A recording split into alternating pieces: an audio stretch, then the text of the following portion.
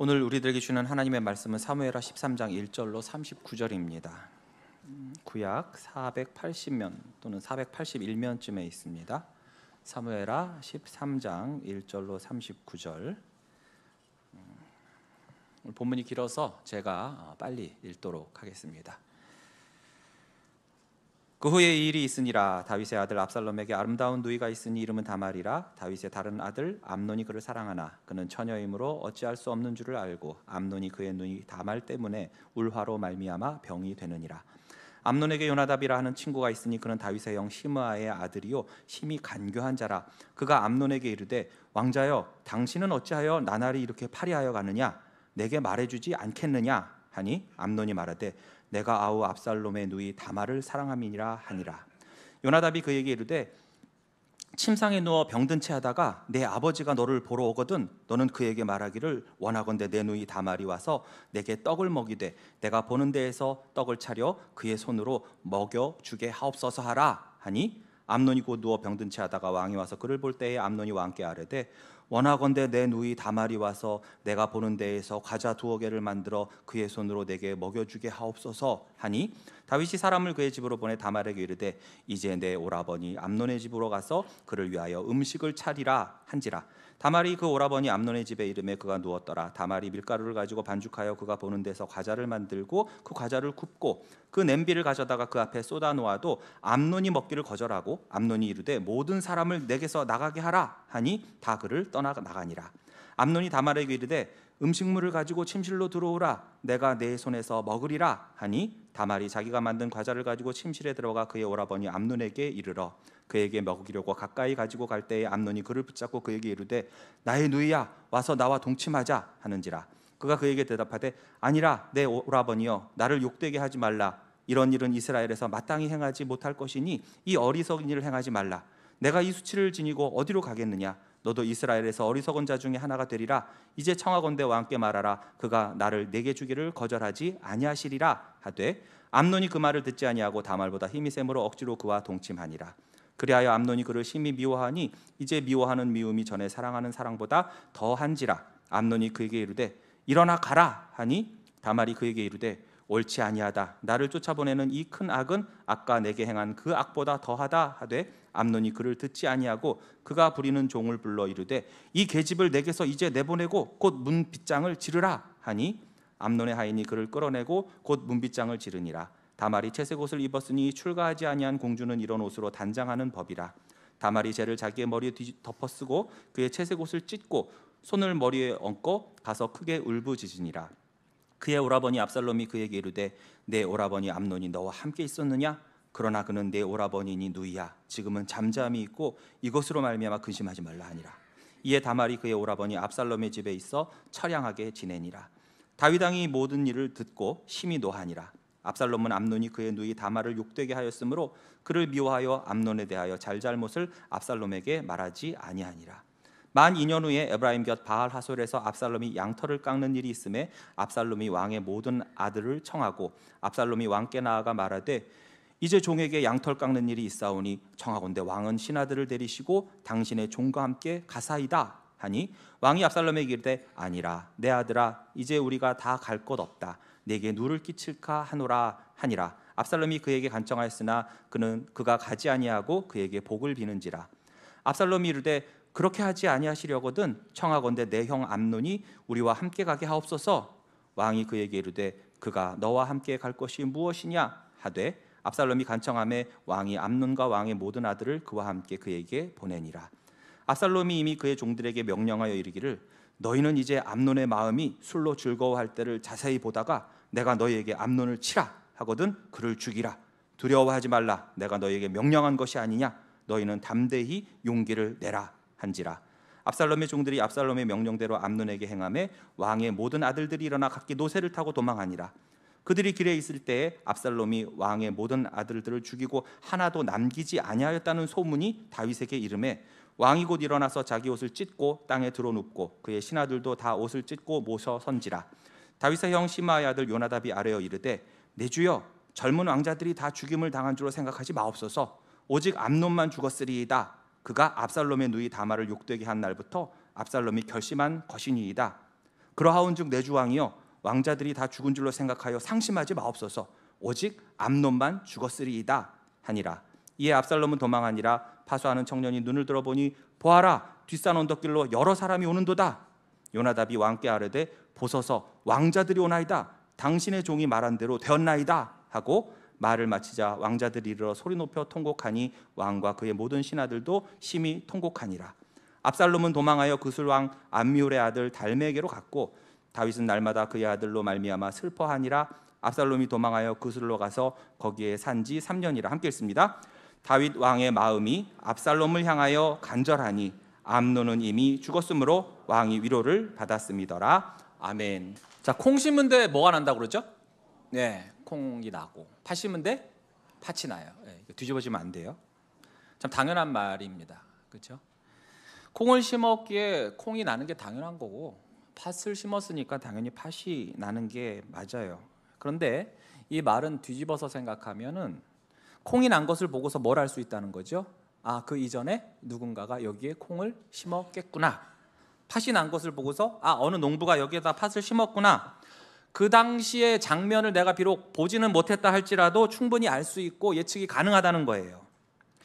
우리나라가 옛부터 농경사회였기 때문에 이런 속담이 등장했듯이 이스라엘도 가나안에 정착한 이래로 이 목축과 또 농사가 병행이 됐죠. 그 농사의 경우에는 밀이라든지 포도라든지 무화과라든지 이런 것을 재배했기 때문에 성경에도 농사와 관련된 말씀들이 많아요. 그래서 대표적으로 예수님의 씨 뿌리는 자의 비유도 여러분 아실 겁니다. 또 구약 절기도 대부분 뭐와 관련돼 있어요? 농사와 관련이 돼 있습니다. 자, 고린도후서 9장 6절을 보시면 이것이 곧 적게 심는 자는 적게 거두고 많이 심는 자는 많이 거둔다 하는 말이로다. 당시에는 이런 씨를 뿌릴 때 바람을 이용해서 이렇게 흩뿌리듯이 날리듯이 했기 때문에 많이 뿌리면 뿌릴수록 그 확률적으로 수확량이 늘어날 수밖에 없기에 이러한 비유가 나온 것이죠. 자, 그럼 이 말씀 볼까요? 갈라디아서 6장 7절에서 8절입니다. 스스로 속이지 말라. 하나님은 업신여김을 받지 아니하시나니 사람이 무엇으로 심든지 그대로 거두리라. 자기 육체를 위하여 심는 자는 육체로부터 썩어질 것을 거두고 성령을 위하여 심는 자는 성령으로부터 영생을 거두리라. 마치 이 구조가 콩 심은 데 콩 나고 팥 심은 데 팥 난다는 속담과 거의 유사하지요. 내가 나의 육체를 위해서, 육신의 정욕을 위해서 악을 심고 죄를 심었다면 육체로부터 썩어질 것을 분명히 거두게 될 것이고, 그리고 그 거둔 결과가 나뿐 아니라 다른 누군가에게, 선량한 누군가에게 커다란 아픔과 피해를 줬다면 그에 대한 보응을 받는 것은 너무나도 당연한 것이고, 이 또한 하나님의 공의입니다. 하나님은 분명히 다윗의 회개를 통해 그를 용서하신다고 했습니다. 자, 이 용서라는 것은 범죄함 이전으로서의 그 관계를 회복하는 것이라고 말했었어요. 죄로 인해서 하나님과 단절이 되었고 원수가 되었잖아요. 그런데 이러한 죄인이 하나님께 아무것도 안 하고 갑자기 손 내밀고서 우리 이제 화해하죠, 우리 이제 좀 화목한 관계가 되죠, 청할 수가 없단 말이죠. 감히. 그렇지 않습니까? 인간이 할 일은 오직 진정한 회개를 통해 그 하나님의 인자와 긍휼, 그 하나님의 용서를 바랄 뿐인 거예요. 즉 하나님의 처분을 기다리는 거예요. 만약 하나님이 용서하지 않으신다면 그때 어쩔 수 없는 거예요. 난 일단 회개했잖아, 그러니까 하나님은 반드시 날 용서해 줘야 돼요? 이게 아니라는 거예요. 우리가 할 일은 그렇게 하나님한테 이래라 저래라 요구하는 게 아니라 하나님의 자비하심과 인자하심과 긍휼이 여기심을 기대하면서 진정한 회개를 할 뿐인 거예요. 다윗도 그렇게 사랑의 하나님, 인자와 긍휼이 무궁하신 하나님을 의지하고 신뢰했기 때문에 꼬꾸라져서 회개할 수가 있었던 것입니다. 그리고 하나님은 주권적으로 또한 은혜로 다윗을 용서해 주신 거죠. 용서하지 않으신다 하더라도 할 말은 없어요. 그 자리에서 죽이신다고 해서 뭐라고 말할 수가 없다고요. 그러나 하나님은 용서해 주신다고 했죠. 그 증거가 뭐였습니까? 다윗이 죽음을 피하게 된 거였어요. 사무엘하 12장 13절 하반절에 보시면 나단이 다윗에게 말하되 여호와께서도 당신의 죄를 사하셨나니 당신이 죽지 아니하리라. 이처럼 다윗은 하나님의 은혜로 죽지 않게 되었지만 자신의 범죄로 인한 그 결과의 책임은 져야 돼요. 이 또한 하나님의 공의입니다. 하나님께서 예수 그리스도의 십자가 사건으로 우리를 용서하셨지만 분명히 어떻게 하셨죠? 예수 그리스도를 죽게 하셨어요. 왜요? 나의 죄 때문에. 이것이 하나님의 공의입니다. 즉 예수님을 보내신 그 사랑과 예수님을 죽이신 그 공의가 만나는 곳이 어디입니까? 바로 십자가예요. 다윗이 받은 용서와 죄로 인한 그 책임, 그 형벌은 별개인 거예요. 그런데 놀라운 것은 하나님이 다윗이 받을 심판을 다윗 스스로 자기 입으로 말하도록 하셨다는 거예요. 즉 자기가 받을 심판의 내용을 자기 입으로 자진납세를 한 것입니다. 예전에 학교 다닐 때 좀 특이한 선생님들이 종종 있었죠. 이런 선생님이 있었어요. 네 잘못했지? 네. 몇 대 맞을래? 그럼 여러분 같으면 뭐라고 하시겠어요? 몇 대 맞을래? 그럼 뭐라고 하시겠어요? 안 맞아요? 머리 막 굴려요. 10대는 좀 많은 것 같지. 한 대는 좀 혼날 것 같고. 그래서 어떤 녀석이 진짜로 한 대요 그러더라고요. 그랬더니 양심 없다고 10대를 힘껏 때리시더라고요. 이제. 그럼 이 적당한 선에서 이제 내고를 해야 될 것 같아요. 저 5대요. 엎드려라. 퍽퍽퍽. 그러니까 한 녀석이 그럼 숫자를 많이 하면 약하게 때리지 않을까 그랬던 거예요. 그러니까 얘가 담대하게 전 30대를 맞겠습니다. 그랬더니 선생님이 네 죄를 아네. 네 감당하겠나? 꽉 잡으래. 그러더니 있는 힘을 다해서 30대를 치는 거예요. 힘도 좋아 아주 그냥. 그런데 자기들이 자기 입으로 스스로 몇 대를 맞겠다고 했으니 할 말이 없죠. 여러분 나단의 비유 아시죠? 부자가 가난한 자의 유일한 암양 새끼를 잡아먹었다는 그 비유를 듣고 나서 다윗이 분노에 차가지고 그의 형벌을 말했던 거 기억나십니까? 기억날 리가 없죠? 사무엘하 12장 5절에서 6절입니다. 다윗이 그 사람으로 말미암아 노하여 나단에게 이르되 여호와의 살아계심을 두고 맹세하노니 이 일을 행한 그 사람은 마땅히 죽을지라. 그가 불쌍히 여기지 아니하고 이런 일을 행하였으니 그 양새끼를 4배나 갚아 주어야 하리라 한지라.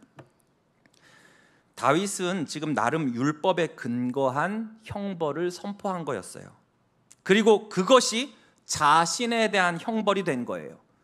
출애굽기 21장 14절에 보시면 사람이 그의 이웃을 고의로 죽였으면 너는 그를 내 제단에서라도 잡아내려 죽일지니라. 자, 여기서 고의라는 것은 계획적이란 뜻이에요. 여기에는 직접적인 살인 플러스 사주하고 교사한 것까지 다 포함이 돼요. 또한 출애굽기 22장 1절에 보시면 사람이 소나 양을 도둑질하여 잡거나 팔면 그는 그 소 한 마리에 소 5마리로 갚고 양 한 마리에 양 4마리로 갚을지니라. 자, 이 나단의 비유에 어떤 동물이 언급되었습니까? 양이 언급되었죠. 그렇기 때문에 다윗은 양 4마리, 즉 4배로 갚으라고 한 거예요. 자, 여기서 그럼 그 사람은 율법에 의해서 마땅히 죽을 자라. 즉 다윗은 이미 우리아를 살인 교사한 혐의로 마땅히 어떻게 될 자였던 거예요? 죽을 자였던 거예요. 그리고 자기 스스로도 그것을 선포했어요. 자, 로마서 2장 1절에서 3절을 보시면 그러므로 남을 판단하는 사람아, 누구를 막론하고 내가 핑계하지 못할 것은 남을 판단하는 것으로 네가 너를 정죄함이니 판단하는 네가 같은 일을 행함이니라. 이런 일을 행하는 자에게 하나님의 심판이 진리대로 되는 줄을 우리가 아노라. 이런 일을 행하는 자를 판단하고도 같은 일을 행하는 사람아, 내가 하나님의 심판을 피할 줄로 생각하느냐. 그러나 하나님께서는 다윗이 우리아에게 악을 행한 직후 그를 죽이시지 않았어요. 이것이 그를 용서하신 증거였어요. 대신 그가 살아가면서 저질렀던 죄의 결과에 대한 그 무서운 슬픔을 맛보게 하심으로써 죄가 얼마나 크고 무서운 것인지, 또 하나님이 얼마나 이 죄를 싫어하시는지를 다윗이 알기를 원하신 것입니다. 사실 인간적으로도 그래요. 세상 눈으로 봤을 때도 그래요. 충성된 한 장수를 살인교사해서 죽이고 그것도 적들의 칼에 외롭게 죽게 만들었어요. 자신의 간통죄를 덮기 위해서 한 사람을 죽이고 한 가정을 박살을 내버렸어요. 이 정도쯤 되면 사실 지금 사회에서도 거의 이런 사람은 매장시켜야 돼요. 요즘같이 인터넷이 발달되었으면 박제가 되어가지고 다시는 세상에서 밝은 빛을 보지 못하게 해야 돼요. 사회활동을 못하게 만들어야 된단 말이에요. 그러나 하나님은 이 다윗을 용서하여 죽이시지는 않는 대신 다윗 스스로가 자기 입으로 말했던 그 형벌을 하나님만의 방식으로 이루어 가심으로써 하나님의 말씀의 그 엄중함을 온전히 철저하게 다윗으로 하여금 경험케 하고 계십니다. 예레미야 2장 19절 말씀이죠. 네 악이 너를 징계하겠고 네 반역이 너를 책망할 것이라. 그런즉 내 하나님 여호와를 버림과 내 속에 나를 경외함이 없는 것이 악이요 고통인 줄을 알라. 주 만군의 여호와의 말씀이니라. 다윗이 밧세바와의 간통죄로 인해서 그가 여호와 하나님을 떠난 것이 얼마나 큰 악이요 고통인지를 알게 된 것은 바로 그의 가장 가깝고도 소중한 사람들, 바로 그의 자식들로부터 비극이 시작된 것입니다. 하나님이 분명히 선언하셨잖아요. 내가 너와 내 집에 재앙을 일으키고. 다윗이 스스로 4배를 갚아주라고 했죠. 그럼 우리아를 죽게 만든 것, 원래는 다윗이 그렇게 죽임을 당해서 자기의 생명으로 갚아야 되는데 그것을 면한 대신 그 죽음의 4배를 갚아야 했어요. 그래서 어떻게 되었을까요? 우선 다윗이 사랑한 자식들 4명이 죽어요. 제일 처음 다윗과 밧세바 사이에서 간통으로 낳은 무명의 아들이 죽어요. 두 번째가 오늘 본문에서 암논이 죽어요. 바로 다윗의 첫째 아들이죠. 세 번째로 압살롬이 죽어요. 그리고 마지막 4번째로 열왕기에 등장하는 아도니아가 죽습니다. 다윗은 자신의 생명으로 우리아를 죽인 값을 치르는 대신 이처럼 자식들 4명의 목숨으로 배상을 했던 것입니다. 그리고 이 죽음들 사이사이에는 다윗이 과거 범했던 그 음행과 그 폭력과 살인과 그 간교함 등등이 바로 자식들의 삶에서 고스란히 드러나게 된 거예요. 마치 왼쪽과 오른쪽 그림이 똑같은 데칼코마니처럼 오늘 본문을 비롯해서 앞으로 나올 성경 본문에는 다윗이 저질렀던 범죄가 고스란히 그 자녀들에게서 재현이 됩니다. 때론 더 심하게 재현이 돼요. 그래서 이 죄라는 것이 얼마나 무서운 것이고 얼마나 그 파급력과 파괴력이 강한 것인지, 그래서 나의 죄가 우리의 가정까지도 얼마나 비참하게 만들 수 있는지를 보게 될 거예요. 그러니 우리 부모 세대, 우리의 장년 세대가 똑바로 정신 차리지 않고 죄에 둔감하면 나 박살나는 건 감내하고 어떻게든 견디겠지만 자식들까지도 내가 지은 그 죄를 반복하거나 그 영향으로 인해서 무너져 내리는 모습을 보는 것이 얼마나 고통스러운지를 깨달아야 됩니다. 오늘 39절이나 되는 본문이기 때문에 제가 간단하게 설명하고 요약을 할게요. 자, 우선 암논이 등장하죠. 암논은 다윗이 통일 왕국을 이루기 전에 그 헤브론에서 유다를 다스릴 때 7년 6개월 동안 다스릴 때 아히노암에게서 낳은 실제 맏아들이요 왕위 계승 1순위 왕자였어요. 그리고 또 다른 아내였던 마아가에게서 아들 압살롬과 바로 딸 다말이 태어난 거예요. 그러니까 압살롬하고 다말은 친남매 사이고 암논하고 이들은 어떻게 했죠? 배달은 형제 자매였던 거지요. 그런데 이 다말이 굉장히 아름답다고 했습니다. 그래서 암논이 이 다말을 사랑했다고 했는데 이게 이루어질 수가 없으니까 울화가 났어요. 다른 말로 뭐라고 할 수 있을까요? 네? 상사병. 그렇죠, 상사병이에요. 혹시 여러분 중에 상사병 걸려보신 분 계십니까? 혹시 지금 상사병인 상태는 아니죠? 지금 나이 이렇게 많으신데 상사병 걸리면 병원 가요. 과거에 혹시 상사병에 걸려본 경험 있으신 분? 일부 때는 한 명 계시던데 그분이 지금 남편과 갔냐니까 다행히 갔다고 그러시더라고요. 그럼 여러분 중에 한 분도 없어요? 상사병 걸려본 사람? 너무 메말랐다.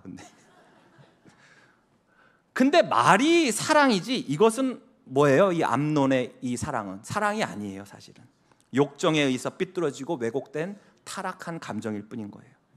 마치 다윗이 목욕하는 밧세바를 보고 그 마음에 음욕을 주체하지 못해서 곁에서 그가 충신의 손녀요 딸이라는 말, 그가 우리아의 아내인 유부녀라는 그 말에도 아랑곳하지 않고 눈이 뒤집힌 것과 같은 모습이 바로 지금 이 암논에게 나타나고 있어요. 그런데 암논은 다윗처럼 직접 실행에 옮기진 못하고 그저 끙끙 혼자 앓고 있을 때 요나답이라는 사촌형이 나타나는 거예요. 다윗 형의 아들이니까 다윗에게는 조카가 되고 암논에게는 사촌형이 돼요. 그런데 그에 대한 표현이 어떻습니까? 심히 간교한 자라. 얼마나 간교한 놈인지 나중에 끝까지 나옵니다. 보면 그는 우선 암논이 다말을 취하도록, 좋게 말해서 취하는 것이지 결과적으로는 성폭행을 할 수 있는 계책을 알려줘요.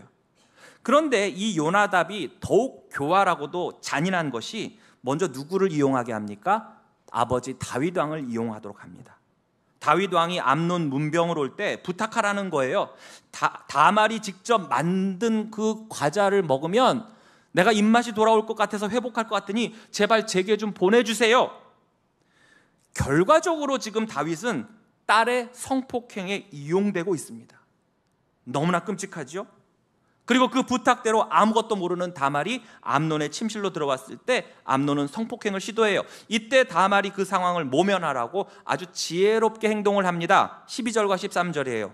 그가 그에게 대답하되 아니라 내 오라버니여, 나를 욕되게 하지 말라. 이런 일은 이스라엘에서 마땅히 행하지 못할 것이니 이 어리석은 일을 행하지 말라. 내가 이 수치를 지니고 어디로 가겠느냐? 너 또한 이스라엘에서 어리석은 자 중에 하나가 되리라. 이제 청하건대 왕께 말하라. 그가 나를 너에게 주기를 거절하지 아니하시리라. 자, 이 일이 벌어지면 나나 오빠나 수치를 안고 정말 어리석은 자라는 손가락질 받으며 평생을 살아야 돼요. 그러면서 뭐라고 해요? 오빠와 나는 배다른 남매니까 어쩌면 결혼을 할 수도 있으니까 먼저 우리 아버지께 부탁이나 한번 해보자 라고 한 거예요.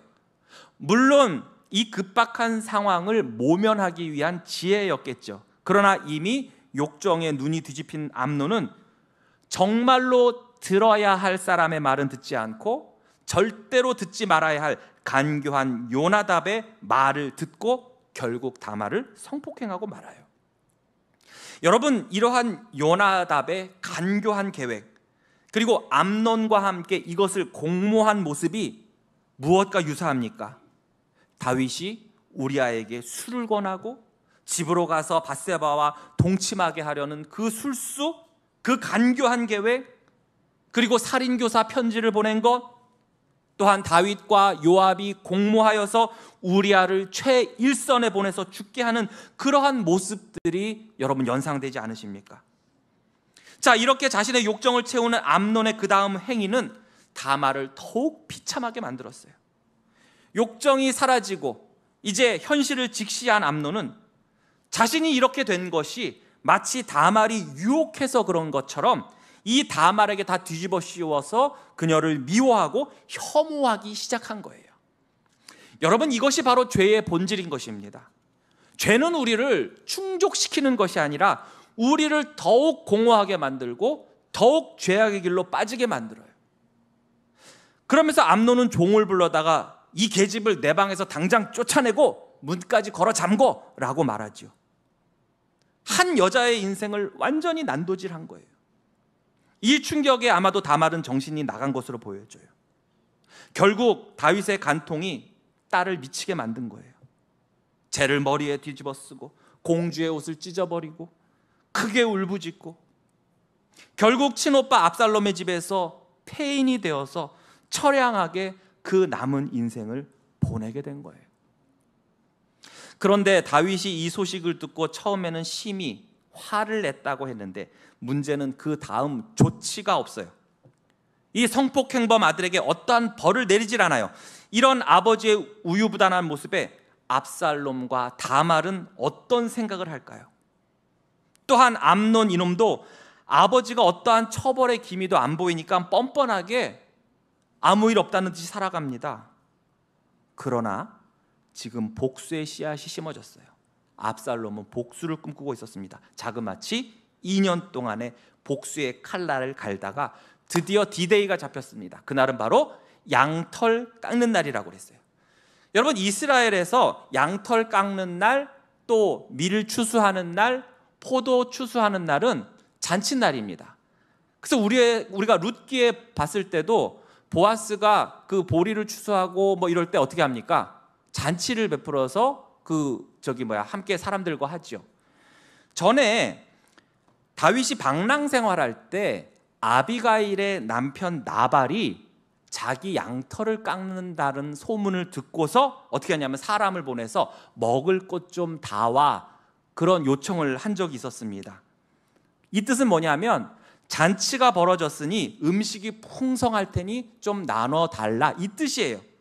그 정도로 이 양털 깎는 날은 성대한 잔치날인 것입니다. 자, 압살롬은 먼저 그 자리에 다윗 왕을 초대해요. 여러분 보세요. 암논이 다말을 성폭행할 계획에 누구를 먼저 동참시켰습니까? 다윗 왕을 우선 동참시켰듯이 이번에 압살롬이 암논을 살해할 계획에 또다시 다윗을 먼저 동참시키려고 해요. 즉 다윗은 그의 형벌로 인해서 자식들의 범죄함에 계속해서 이용을 당하고 있습니다. 그가 영적으로 이전보다 훨씬 어두워졌다는 증거예요. 그리고 이게 바로 죄의 흔적인 것입니다. 그래서 암논도 처벌하지도 않고 압살롬 다말의 상처도 어루만져 주지 못해요. 게다가 압살롬이 다윗이 못 오면 암논 형님을 비롯해서 다른 왕자들이라도 좀 보내주시면 우리 잔치가 더 영광스러워지겠는데요. 그럼에도 전혀 의심하지 않고 암논을 보냅니다. 이 또한 다윗이 얼마나 둔감해져 있는지를 알 수 있는 대목이에요. 지금 해결된 게 아무것도 없잖아요. 범죄자를 처벌한 것도 아니고 피해자를 위로한 것도 아니고 그저 복수심에 불타오르는 압살롬의 초청에 아무것도 해결 안 된 암논을 보내버린 거예요. 27절에도 이렇게 되어 있어요. 왕이 암논과 왕의 모든 아들을 그와 함께 그에게 보내니라. 누가 보냈다고요? 왕이. 다윗이 보냈다는 거예요. 다윗 왕이 지난번 다말의 성폭행 사건 때처럼 이번엔 암논의 죽음에도 직간접적으로 개입을 하게 된 것입니다. 더 황당한 건 암논 이놈도 아무 생각 없는 놈이죠. 또 쫄래쫄래 간 걸 보면 게다가 암논은 술로 인해서 마음이 즐거워졌다고 그랬어요. 전혀 죄책감이란 찾아볼 수 없는 인간이에요. 이것은 마치 다윗이 나단이 와서 책망하기 전까진 어떠한 죄책감도 느끼지 못했던 것을 상기시킵니다. 결국 암논은 압살롬에 의해 죽임을 당하고 다른 왕자들은 걸음아 나 살려라 하고 도망을 갔죠. 그런데 소문은 어떻게 났냐 하면 압살롬이 모든 왕자를 다 죽였다고 소문이 난 거예요. 이에 왕과 신하들이 큰 충격을 받고 있을 때 다시금 앞서 언급했던 암논을 그렇게 죄악의 구렁텅이로 빠지게 했던 뱀 같은 요나답이 나중에 다시 또 등장합니다. 이번에도 그는 간교한 혀를 놀려요. 32절 33절입니다. 다윗의 형 시므아의 아들 요나답이 아뢰어 이르되 내 주여 젊은 왕자들이 다 죽임을 당한 줄로 생각하지 마세요. 오직 암논만 죽었으리이다. 그가 압살롬의 누이 다말을 욕되게 한 날부터 압살롬이 결심한 것이니이다. 그러하온즉 내 주 왕이여 왕자들이 다 죽은 줄로 생각하여 상심하지 마세요. 오직 암논만 죽었으리이다 하니라. 여러분 잘 읽어보시면요, 요나답이 그 현장을 직접 목격하고서 암논만 죽었습니다, 확실합니다 말한 게 아니죠. 뭐라고 했습니까? 오직 암논만 죽었으리이다. 두 번이나 그렇게 말해요. 무슨 뜻이에요? 왕이시여 분명히 암논만 죽었을 거래요. 암논만 죽었을 거예요. 다른 왕자들은 안 죽고 암논만 죽었을 거예요 라고 해요. 어떻게 너 그거 아냐?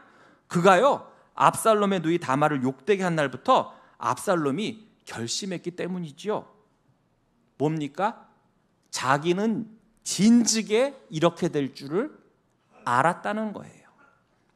이러한 비극이 있을 줄 뻔히 알면서도 가만히 있다가 이제 와서는 또 무슨 공을 세우듯이 말해요. 도망간 왕자들이 돌아오니까 뭐라고 합니까? 35절에 요나답이 왕께 아뢰되 보소서 파요. 왕자들이 오잖아요. 당신의 종이 말한 대로 다 됐잖아요. 암논이 성폭행하도록 악한 꾀를 내어 이 모든 비극을 초래한 악마 같은 놈이 나는 압살롬이 진즉에 그렇게 할 줄 알았어요 라고 하더니 이제 뭐라고 합니까? 거 봐요. 내 말대로 다 됐잖아요. 다른 왕자들은 무사하잖아요. 이렇게 왕을 농락을 하고 있습니다. 자, 이후 압살롬은 자신이 한 죄가 있으니까 외할아버지 나라로 도망가서 거기서 3년을 지내요. 그런데 여기서도 다윗은 정상적인 모습을 보이지 않습니다. 처음엔 암논의 죽음으로 슬픔의 나라를 보내다가 3년이 흐르면서 39절에 가서 이제는 압살롬을 그리워해요. 다윗 왕의 마음이 압살롬을 향하여 간절하니 암논은 이미 죽었으므로 왕이 위로를 받았습니다. 자, 이게 무슨 말이냐 하면 죽은 암논에 대한 슬픔을 이제 거의 잊고 이제는 그 마음이 압살롬을 향하여 그리워하고 있었다는 것입니다. 자, 오늘 본문은 하나님의 심판, 즉 칼이 내 집에서 영원토록 떠나지 아니하리라, 이 말씀이 어떻게 이루어져 가는지를 무섭도록 철저하게 보여주시는 내용이에요. 죄의 유혹의 결과 그리고 하나님의 공의가 어떻게 이루어지고 있는지를 너무나도 잘 보여주십니다. 죄는 단순히 개인의 문제에서 끝나는 게 아니라 이처럼 가족과 공동체에까지 영향을 미친다는 것을 우리는 꼭 기억해야 됩니다. 죄의 결과는 우리를 얼마나 비참하게 만드는지 몰라요. 오늘 본문에서 범죄함 이후에 나오는 단어들을 보십시오. 크게 울부짖으니라, 처량하게 지내니라, 심히 노하니라, 통곡하니라, 슬퍼하니라, 이 말이 계속 등장해요. 죄는 우리를 그렇게 만듭니다. 예레미야가 1장 20절 말씀에 여호와여 보시옵소서, 내가 환난을 당하여 나의 애를 다 태우고 나의 마음이 상하오니 나의 반역이 심히 크미니이다. 이 반역이 죄예요. 나의 죄가 심히 큽니다.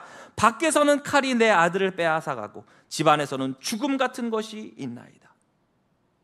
또한 죄는 우리의 영혼들을 어둡게 하여 판단을 흐리게 합니다. 암논이나 다윗이 요나답 같은 그 악인의 계략과 그의 교활한 새치어에 놀아나는 것을 보세요. 죄로 인해서 어두워진 영혼은 다말의 참된 호소는 외면하게 하고 더욱 죄악의 구렁텅이로 빠지게 만드는 달콤한 독과 같은 음모를 더욱 갈망하게 만듭니다. 누가 진정한 친구이고 누가 원수인지를 구분하지 못하게 해요. 그리고 죄는 반드시 행해야 할 공의를 행하지 못하게 하고 해야 할 일을 하지 못하게 합니다. 그래서 다윗은 암논을 처벌하지도 않았어요. 압살롬과 다말을 위로하지도 않았어요. 그래서 그 마음에 복수심이 불타오르게 했습니다.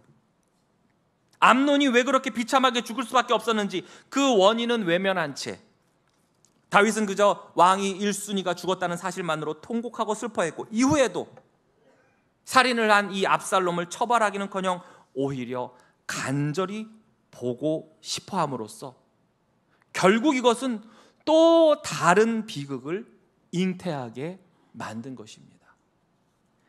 야고보서 1장 5절 말씀대로 욕심이 잉태한 즉 죄를 낳고 죄가 장성한 즉 사망을 낳느니라. 사랑하는 성도 여러분, 죄가 우리의 삶과 공동체에 얼마나 큰 비극을 안겨주는지 오늘 본문은 정말 여실히 보여줘요. 암논의 정욕으로 시작된 죄는 한 여인 다말의 인생을 망가뜨렸고 다윗의 가문의 분열을 초래했고 결국 압살롬의 복수와 칼부림과 피 흘림으로 이어졌어요. 그리고 이 모든 모습들은 바로 다윗이 밧세바와 우리아에게 행했던 일을 그대로 상기시키고 있습니다. 이 모든 과정은 한순간에 죄가 얼마나 깊은 상처와 고통을 남기며 한 가정까지도 무너지게 하는지를 철저히 보여줘요. 오늘 본문을 통해서 죄의 무서운 결과를 깨닫고 회개와 용서와 그리고 하나님의 은혜와 공의를 의지할 수 있기를 바랍니다.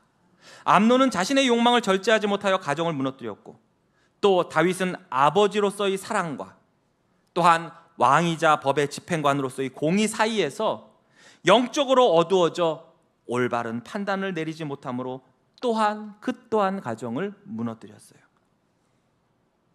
이런 상황에서 과연 우리는 누구를 의지해야 됩니까? 여전히 살아계셔서 모든 악을 심판하시는 공의의 하나님, 회개하는 자들에게는 은혜를 베푸시되, 그러나 회개하지 않고 그것을 숨기려 하는 자들에게 철저히 심판하시는 그 공의의 하나님을 우리는 의지할 수밖에 없는 것입니다.